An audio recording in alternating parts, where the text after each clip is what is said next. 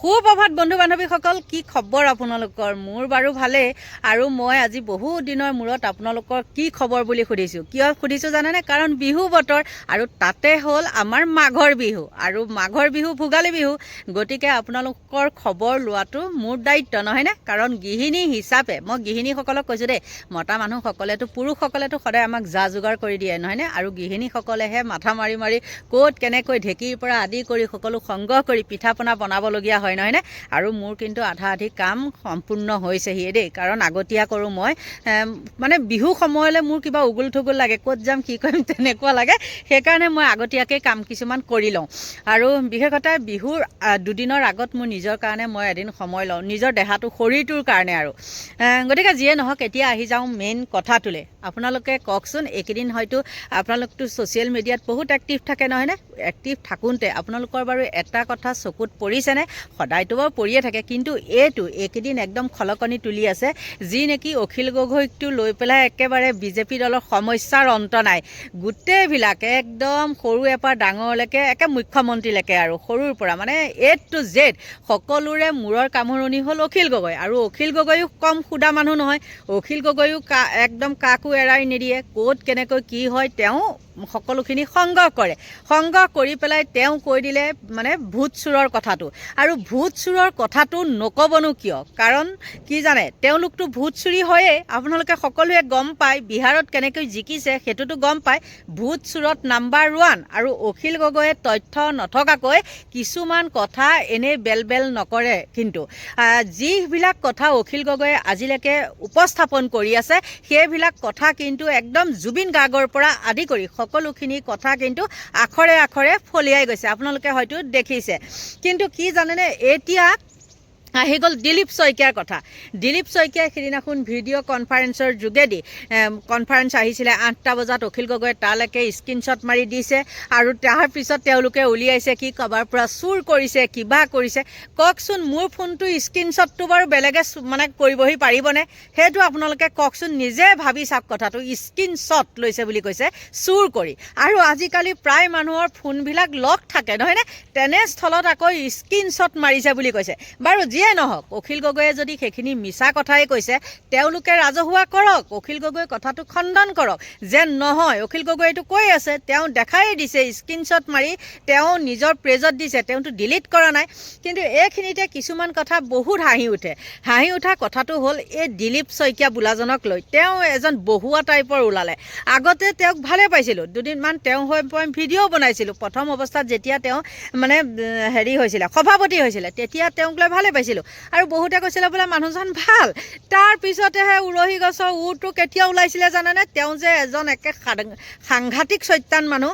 যেতিয়া নেকি বাছজানিত যেতিয়া জয়ন্ত মল্লৱ বৰুৱা আৰু সেই কোনোবা এইবিলাকৰ লগত দেখিছিলে নহয়, তেওঁ কেনেকৈ একদম চোচা মাৰি গৈছিলে, তেওঁক যোৱাটো বন্ধ কৰিছিলে, ৰাস্তা বন্ধ কৰি দিছিলে। আৰু তাতেই তেওঁ খৰ্গহস্ত হৈ পেলাই সেই এটা মানে ষ্টেজৰ ওপৰত তেওঁ কেনেকৈ চোচা মাৰি গৈছিলে। আৰু সেই তেতিয়া জয়ন্ত মল্লৱ হওক আৰু আমাৰ মুখ্যমন্ত্ৰী হওক কেনেকৈ ষ্টেজৰ পৰা নামি আহিছিল, হয়তো আপোনালোকে সকলোৱে দেখিছিলে। সেই ভিডিঅ'টো মোৰ তাত এতিয়াও আছে চাগে, ইউটিউবত দিয়া আছে। কিন্তু তাৰ দুদিনৰ পিছতে কৈ দিলে কি, তেওঁ বোলে আমাৰ এইবিলাক একো লগাই নাই, আমি লগা নাছিলোঁ নহয়। তেতিয়াই জানিছোঁ এই মানুহজন একেবাৰে সাংঘাতিক ধুৰন্ধৰ মানুহ। তেওঁ কোনটো সঁচা কথা ক'লে? তেওঁ যে গৰু চুৰ কৰিছিলে, গৰু চুৰটো জয়ন্ত মল্লৱ বৰুৱাৰ লগত গৰু চুৰ কৰিছিলে। আৰু গৰু চুৰ বিজেপি দলৰ প্ৰায়খিনিয়ে কৰিছে, নকৰা নহয়। আৰু তেওঁ চৰকাৰী মাটিত যে যিটো ঘৰ আছে, কোটি টকীয়া যিটো অট্টালিকা বনাই থৈছে, তেওঁ সেইটোও ক'ব নেকি? ক'ব পাৰিব যে সেইটো নহয়, সেইটো মোৰ ম্যাদী মাটি, ক'ব পাৰিবনে? সেইটো তেওঁ ঘূৰাই পকাই বিজেপি দলটোত এইবিলাকে মানে যিয়ে নেকি ফাঁকি কথা ক'ব পাৰে, সেয়ে হ'ল বিজেপি দলত উঠি ৰজা বহি ৰজা। আৰু তাতে কিন্তু সেইবিলাকতে একদম সকলো উপলব্ধ। বিজেপি দলটোত নাই কি আপোনালোকে নিজে ভাবি চাব। আৰু দিলীপ শইকীয়াই তেতিয়াহ'লে কোনটো সঁচা কথা ক'লে? মই আপোনালোকক এটা মাত্ৰ সৰু উদাহৰণ দিছোঁ। আৰু মই থাম্বনেইলত যে যিটো লগাই দিছোঁ, সেই ফটোখন, সেইটো আকৌ ধন সংগ্ৰহ কৰিবলৈ গৈ থকা অৱস্থাৰ ফটো।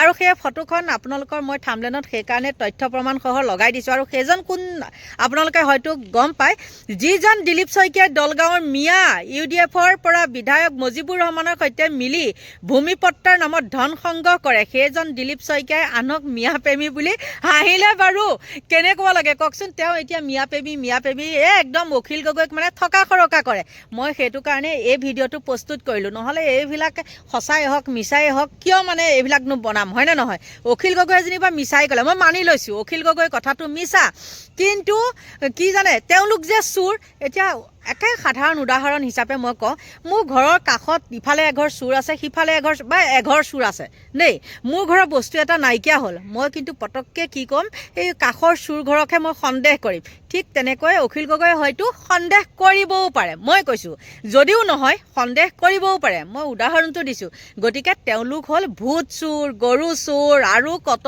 মাটি চোৰ কিমান কি চোৰ আৰু তেওঁ কি কৰিছিলে সেই UDFৰ বিধায়কৰ লগত লগ হৈ পেলাই তেওঁ দল গাঁৱত গৈ পেলাই মাটিৰ পট্টাৰ নামত মানে ম্যাদী কৰি দিয়াৰ নামত তেওঁ ধন সংগ্ৰহ কৰিছিলে আৰু এইখিনি ক'ব পাৰিব নেকি আচলতে এইবিলাক সকলোখিনি আমাৰ মুখ্যমন্ত্ৰীয়ে গম পায় কাৰণে তেওঁ আগত আছিল সৰ্বানন্দ মানুহ এতিয়া কিন্তু তেওঁ তলে তলে জাপ দি ভৰি দি দিলেহি ক'ত তেওঁ হিমন্ত বিশ্ব শৰ্মাৰ লগত কাৰণ তেওঁ এতিয়া সাৰিব নোৱাৰে কাৰণ সকলোখিনি কুকৃতি হিমন্ত বিশ্ব শৰ্মাৰ হাতত আছে গতিকে মুখ্যমন্ত্ৰীৰ হাতৰ মুঠিত কাৰণে তেওঁ এতিয়া মুখ্যমন্ত্ৰীৰ ভৰি তলত থাকে সভাপতি হ'ব পাৰে কিন্তু কাম নাই যিমান যি চেষ্টা নকৰক কিয় হিমন্ত বিশ্ব শৰ্মাই মই আকৌ তেল মৰা নাই দেই মই যিটো হয় সেইটোহে কৈছোঁ গতিকে বন্ধু বান্ধৱীসকল এইবিলাক যে অখিল গগৈয়ে যে ক'লে বোলে 8টা বজাত ভিডিঅ' কনফাৰেঞ্চ আহিছিলে তাত এনেকুৱা কথা কৈছিলে অশোক সিংহালক এনেকুৱা কৈছে এইবিলাক একেবাৰে নুই কৰিব নোৱাৰি মুঠতে সত্য হ'ব লাগিবই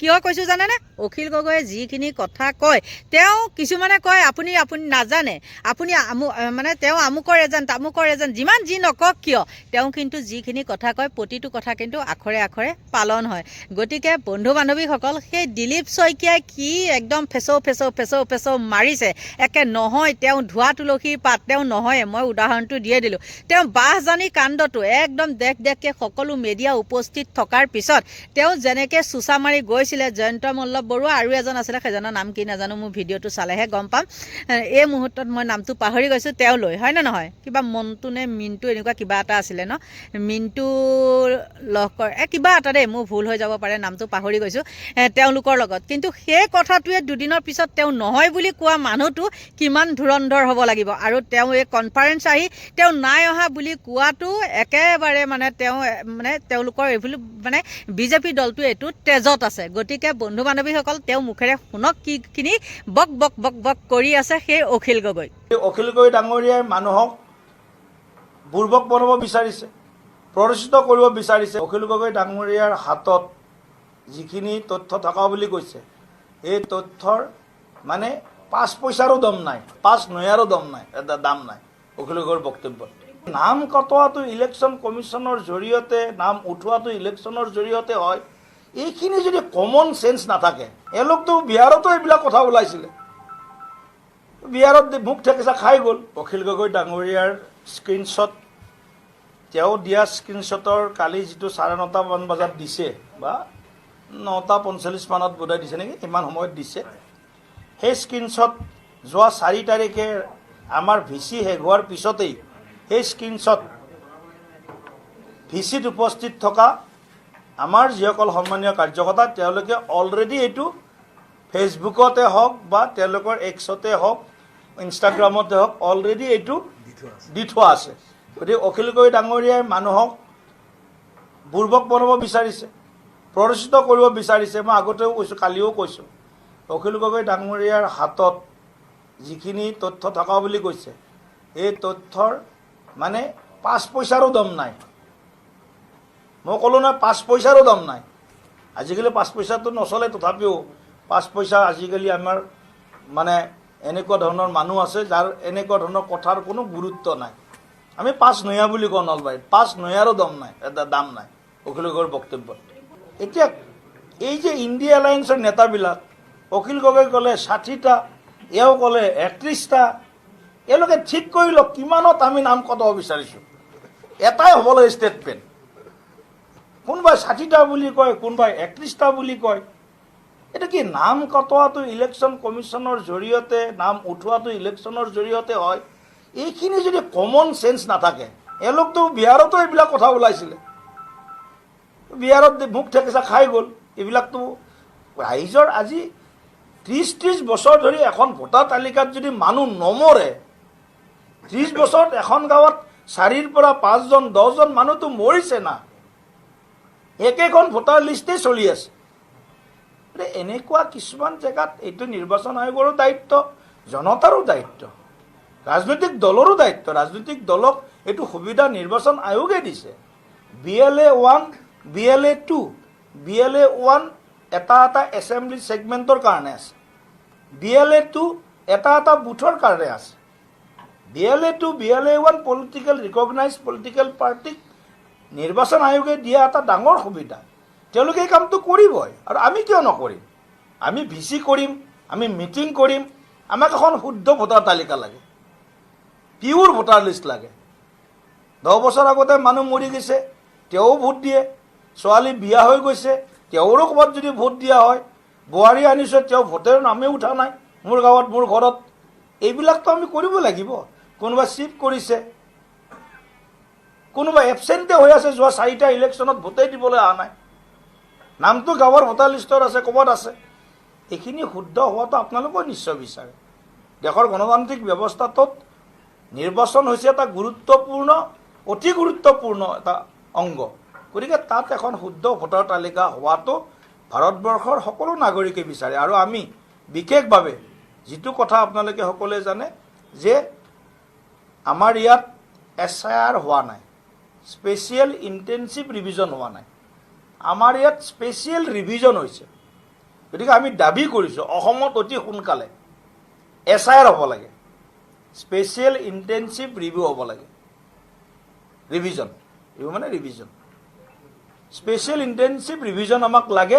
কাৰণ কিয়, ভাৰতবৰ্ষত অন্য ৰাজ্যবিলাকত হৈছে, ইয়াত ইলেকশ্যন কাৰণে বোধহয় ইলেকশ্যন কমিশ্যনে এটা ৰাজনৈতিক ইছ্যু কৰিব পাৰে বুলি SIRটো কৰিছে। SIRত এই কথাটো সুনিশ্চিত হ'ব, ভোটাৰ কোন হ'ব পাৰে ভাৰতবৰ্ষৰ, বা এখন দেশৰ ভোটাৰ কোন হ'ব। সেই দেশৰ জেনুইন যিজন নেচাৰেল চিটিজেন, তেওঁই ভোটাৰ হ'ব পাৰে। কিন্তু আমাৰ ইয়াত দুৰ্ভাগ্যক্ৰমে NRCখনো হ'ল, তাতো গণ্ডগোল হ'ল, যিখন NRCক আমি ৰিজেক্ট কৰিছোঁ। গতিকে এনেকুৱা কিছুমান ব্যক্তিৰ নাম ভোটাৰ লিষ্টত আহি গ'ল, হাজাৰ হাজাৰ লক্ষাধিক লক্ষ লক্ষ লোকৰ নাম আহি গ'ল, যিসকলৰ চিটিজেনশ্বিপৰ লগত তেওঁলোক বহুত দূৰত অৱস্থান কৰিছে। কংগ্ৰেছৰ দিনত তেওঁলোকে ভোটাৰ লিষ্টত নামটো ঠিকেই সোমাই ল'লে।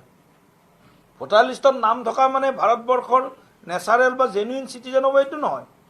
যিকোনো মানুহে ইচ্ছা কৰিলে ভাৰতবৰ্ষৰ ভোটাৰ লিষ্টত নাম হ'ব পাৰে। কিন্তু এই কামটো কৰিবৰ কাৰণে এটা ব্যৱস্থা, শুদ্ধ এটা ব্যৱস্থা, এইটো ৰিভিজন হয়।